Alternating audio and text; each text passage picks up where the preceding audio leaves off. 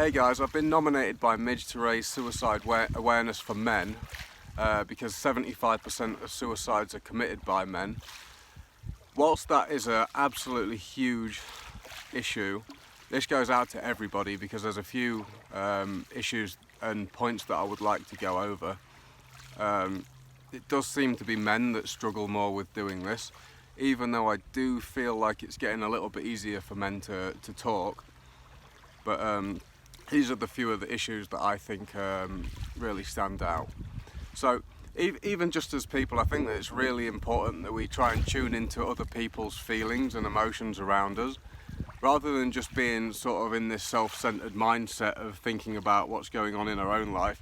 Really just sort of taking the time to look around, check in with your family and friends and just check that they are okay.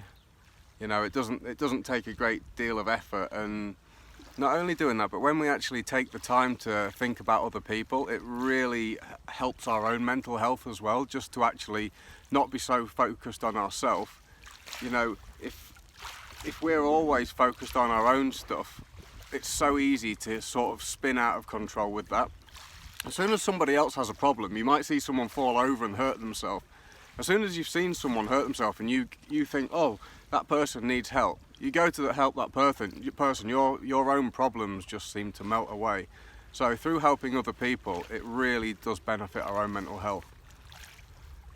Another one is to always to be kind and try not to pick faults with other people.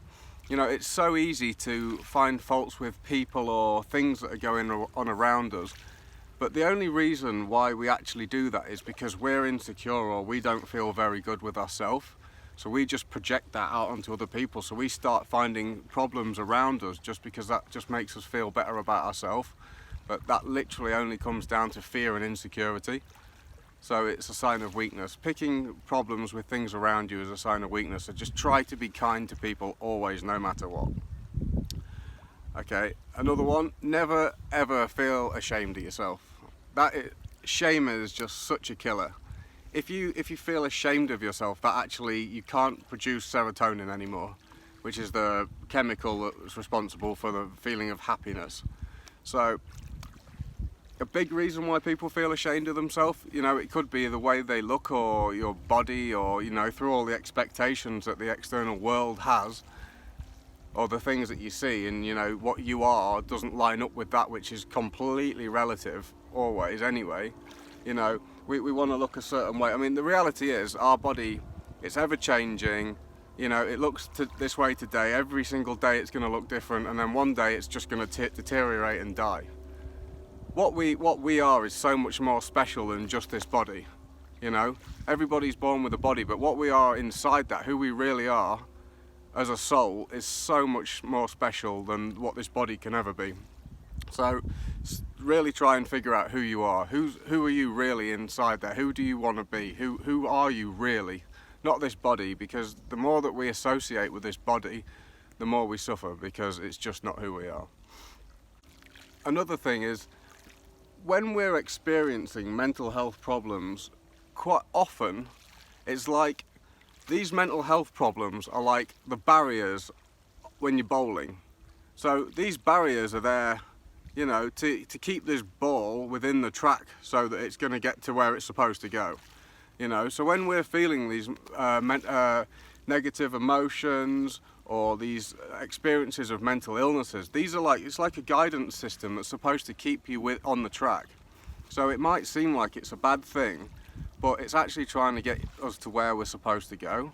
So when we are experiencing this, it's possible that we have to sort of reanalyze everything and just wonder whether we're doing things right. And it is entirely possible that everything that we know or everything that we deem to be true or correct is not, because at the end of the day, if we're in a state of suffering, we're doing something wrong. So it's just like, instead of the anxiety, this was really interesting. The opposite of anxiety is the ability to be able to feel your emotions. So essentially, if we can happily sit within our emotions and experience them, then we've got no problem. It's only once we are unhappy with the way we're feeling, we have so much resistance to it, I know as a drug addict, the emotion that I get when I'm presented with the opportunity of doing this substance creates this feeling inside that's so painful that I know that if I do that, that emotion goes away. But the reality is, if we can just sit with that emotion, then the anxiety will go away once we become comfortable with that. So that's an important thing that I realised.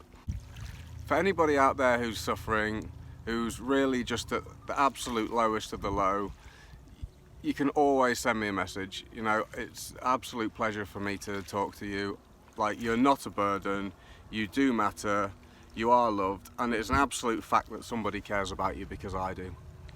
So I was, as part of this challenge, I'm supposed to nominate 20 people to share a picture on Facebook, but instead of that, what I want everybody to do is I want everyone to go and just be as absolutely kind to people as you can. Tune into other people, just check where they are, you know, just put in 150% extra effort into doing that. You know, and it's just amazing that when you're doing that and just start giving and taking yourself out of your own mind, how much better your own mental health will be for doing that as well. So keep on trucking, break the chain.